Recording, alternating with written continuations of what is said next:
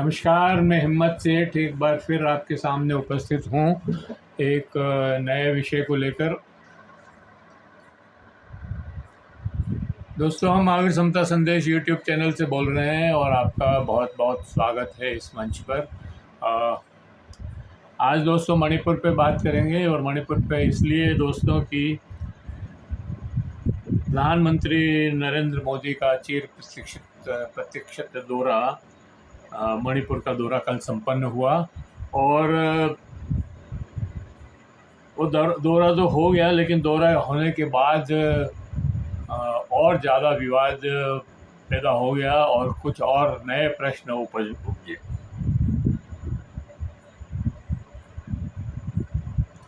आप तो ये बात तो आपको मालूम ही है कि किस तरह से पिछले 3 सालों से मणिपुर जो है हिंसा की आग में धधक रहा है और मणिपुर में हिंसा होने के बाद नरेंद्र मोदी वहाँ जाना तो दूर, उसके ऊपर कोई मणिपुर के का नाम तक नहीं लिया, उन्होंने कोई चर्चा ही नहीं की और सांत्वना देना या संवेदनाएं व्यक्त करना ये सब नहीं किया, बल्कि विपक्ष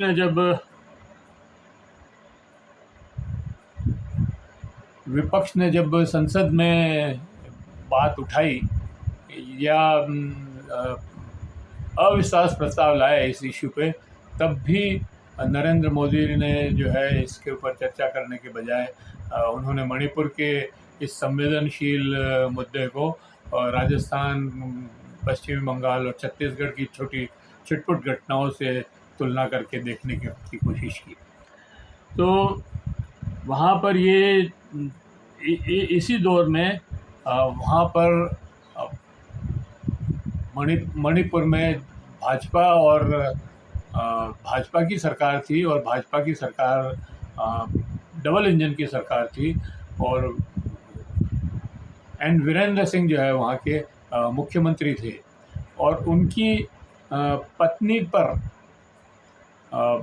ड्रग माफियाओं से मिले होने का या उनके साथ तार जुड़े होने का एक संगीन आरोप भी वहाँ डिप्टी पुलिस कमिश्नर ने लगाया, लेकिन उसके ऊपर भी कोई उन्होंने उस एन वीरेंद्र सिंह को हटाया नहीं और वहाँ जो दंगे हो रहे थे उसमें एन वीरेंद्र सिंह की पुलिस ने उन दंगाइयों को हथियार सप्लाई किए और उन हथियारों से वहाँ लोगों को मारा, पीटा, उत्पीड़ित किया, शोषण किया। महिलाओं का शोषण तो बहुत ज़बरदस्त हुआ। महिलाओं के इतने विभिन्न वीडियो सामने आए जिसमें उन महिलाओं को नेकेट करके, बिल्कुल नंगा करके घुमाया गया और भीड़ के अंदर उनको जो है उसके साथ घुमाया गया, उनकी परेड निकाली गई एक तरह से। तो ये जो काम नरेंद्र मोदी सरकार ने किया या वहाँ की भाजपा सरकार ने किया, वो चर्चा में रहा। उसके बाद भी नरेंद्र मोदी जो है वहाँ पर कभी भी नहीं गए, जबकि विपक्ष और सारे लोग ये चाहते थे या आह्वान कर रहे थे प्रधानमंत्री से कि वो मणिपुर का दौरा करके वहाँ के लोगों की सांत्वना व्यक्त करें और जो हिंसा फैल रही है उसको रोकने का काम करें।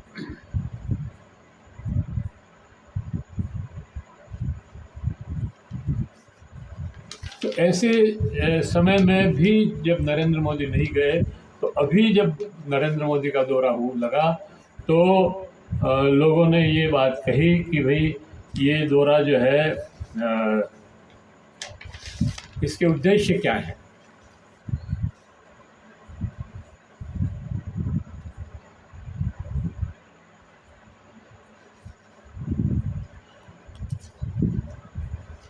इसके उद्देश्य क्या हैं और जब ये दौरा हुआ तो ये बात सही है कि वहाँ पर काफ़ी बारिश होने की वजह से या हेलीकॉप्टर वहाँ से नहीं चल पाया, मतलब से नहीं जा पाए, तो वो बाई रोड जो है मणिपुर पहुँचे, चंदाचूर पहुँचे। लेकिन वहाँ पर जिस तरह का उन्होंने भाषण दिया कि मेरा बहुत अभूतपूर्व स्वागत हुआ और मैं कभी भूल नहीं सकता, और उत्साहपूर्वक जो है भाषण, मतलब वो जो स्वागत हुआ, ऐसा ऐसा कहीं नज़र नहीं आया। चित्रों में तो बिल्कुल उल्टी बात नज़र आई। रोड के दोनों तरफ स्कूल के बच्चे ड्रेस पहने हुए, हाथ में तिरंगा झंडा लिए हुए खड़े थे, लेकिन उनके साथ कोई वहाँ की जनता, वहाँ की महिलाएं, वहाँ के पुरुष या वहाँ के भाजपा के कार्यकर्ता भी इवन उनके साथ खड़े नहीं थे। केवल सरकारी आदेशों से वो स्कूल के बच्चे ज़रूर वहाँ खड़े थे, उसके अलावा कोई वहाँ खड़ा नहीं था। तो फिर प्रधानमंत्री जी ये भाषण जो दे रहे थे उसके ऊपर ही सवाल खड़े हो गए कि ये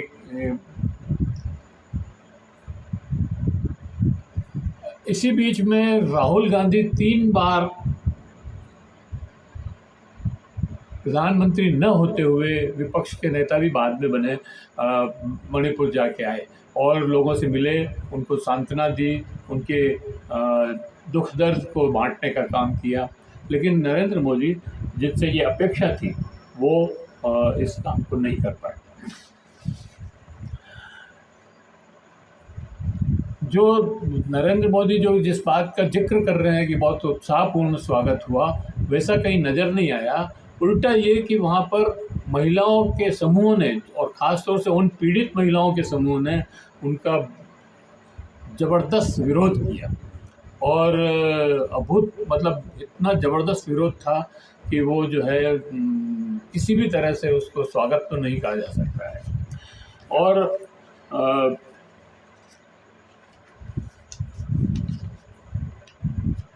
इतना ही नहीं, वहाँ के भाजपा के 43 नेताओं ने, जिसमें 7 जो है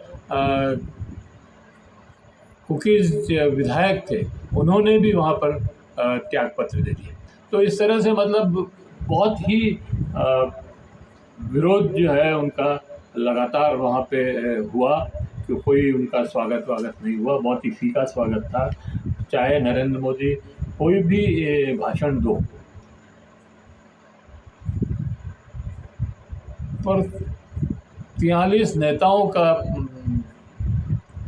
त्यागपत्र सारी कहानी को खुलेआम कह देता है। नरेंद्र मोदी के दौरे के टाइमिंग और उद्देश्य के ऊपर भी सवाल उठ रहे हैं। टाइमिंग का मतलब ये है कि भाई लोग ये कह रहे हैं कि वहाँ पर राष्ट्रपति शासन लगा हुआ है, देर सवेर वहाँ पर चुनाव होने हैं, तो चुनाव के पहले ज़मीन तैयार करने के लिए नरेंद्र मोदी आए थे, न कि उन्हें संवेदनाएं व्यक्त करने या उन्हें सांत्वनाएं देने या जख्मों पर मरहम लगाने के लिए आए हों। ऐसा नहीं था। उन्होंने कहा कि ये केवल अपने चुनाव की ज़मीन तैयार करने आए हैं, और करोड़ों रुपए के जो वहाँ पर करोड़ों अरबों रुपए की योजनाएं उन्होंने घोषणा की, उन योजनाओं को भी उन्होंने मतलब बहुत ही हल्के में लिया है वहाँ के लोगों ने, और कहा कि ये हमारे लोगों की मृत्यु का मुआवजा नहीं हो सकता है, उनको हम इस तरह से नहीं भूल सकते हैं।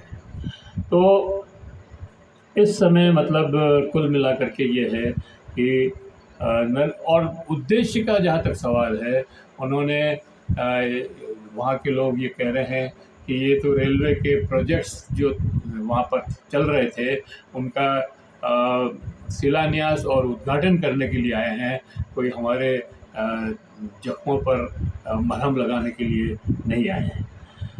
तो ये सारी बातें वहाँ पर लोग कर रहे हैं।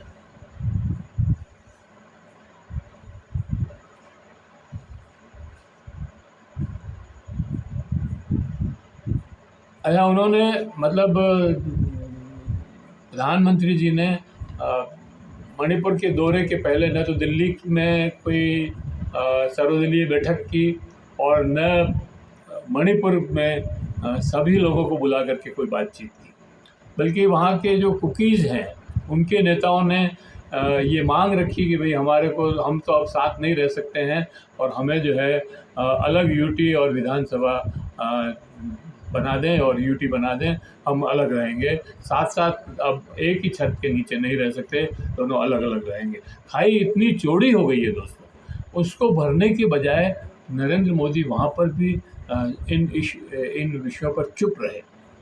ये बहुत आश्चर्यजनक बात है। और जिस तरह से ये बात कही जा रही है वहाँ पर, और अगर इसको मान ली जाएगी तो ये एक नज़ीर बन जाएगी, ये एक मॉडल बन जाएगा, और फिर भारत के कई प्रदेशों में इसका उदाहरण दिया जाएगा और मांग की जाएगी कि हमें अलग किया जाए। जैसे उड़ीसा में भी वहाँ के जो आरएसएस के लोग बाग हैं, वो उन्होंने वहाँ ईसाइयों के साथ बहुत ज़बरदस्त द्वंद्व चल रहा है, और एक खाई वहाँ पर भी मणिपुर की तरह ही वहाँ उड़ीसा में भी बनती जा रही है। और कई पत्रकार ये बात कह रहे हैं कि उड़ीसा अब मणिपुर की राह पर निकल पड़ा है। तो इसका मतलब ये हुआ कि अगर उड़ीसा में ये होता है, अगर ये खाई बढ़ती है और इस तरह का कोई दंगा होता है, तो वो और ज़्यादा विभत्स होगा, वो ज़्यादा और ख़तरनाक होगा, भयंकर होगा। क्योंकि ये जो खाई है ईसाइयों में और वहाँ के मतलब आदिवासियों में और वहाँ के जो है दूसरे लोगों में, जो आरएसएस द्वारा इस काम को किया जा रहा है, बड़ी जद्द से किया जा रहा है, उसमें ये कोई अभी इस सरकार के आने के बाद ही नहीं हुआ है। ये उस समय से चल रहा है जब नवीन बाबू की सरकार थी। नवीन पटनायक की सरकार के समय भी ये काम इसी शिद्दत से चल रहा था जिस तरह से आज इस सरकार ने और उसको हवा दी है। तो इसकी वजह से और ज़्यादा खतरनाक हो गया मामला।